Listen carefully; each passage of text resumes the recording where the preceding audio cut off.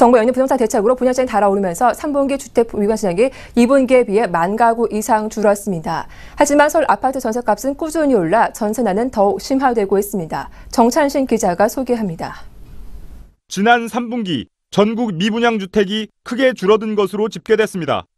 부동산 서브가 국토교통부 미분양 자료를 분석한 결과 올 3분기 전국 미분양 주택 가구 수는 총 39,000여 가구로 2분기 50,000여 가구에서 11,000여 가구 줄었습니다. 수도권은 30,000여 가구에서 10,000여 가구가 감소한 약 20,000 가구, 지방은 20,000 가구에서 800여 가구 감소한 19,200가구를 기록해 수도권의 감소폭이 더 컸습니다.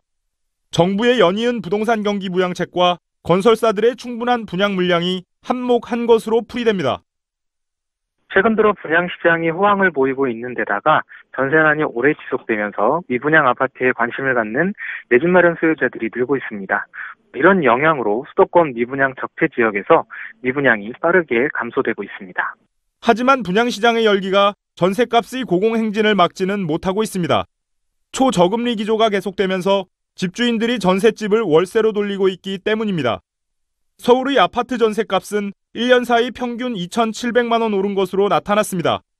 KB국민은행 부동산 통계에 따르면 지난해 10월 2억 8,600만 원이었던 서울 아파트 평균 전셋값은 지난달 3억 1,300만 원을 기록했습니다. 2011년 7월 2억 5천만 원을 넘어선 후 2년 7개월 만에 3억 원을 돌파했습니다. 서울에서 2년 전 전세 아파트를 계약한 세입자가 전세 계약을 연장하려면 5천만 원 가까운 돈이 필요한 셈입니다.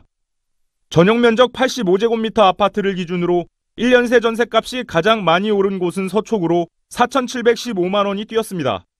반면 아파트 전셋값이 가장 저렴한 지역은 금천구로 85제곱미터 아파트를 얻으려면 평균 2억 894만 원이 드는 것으로 나타났습니다.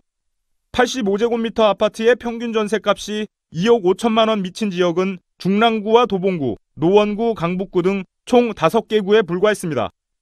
부동산 시장 전문가들은 저금리 쇼크 탓에 최근 주택시장에서는 전셋집의 월세 전환이 빠르게 진행돼 전세 물량은 품귀 현상을 빚고 있다며 월세와 속도가 더 빨라지면서 전셋값 상승을 부추기는 요인으로 작용하고 있다고 말했습니다.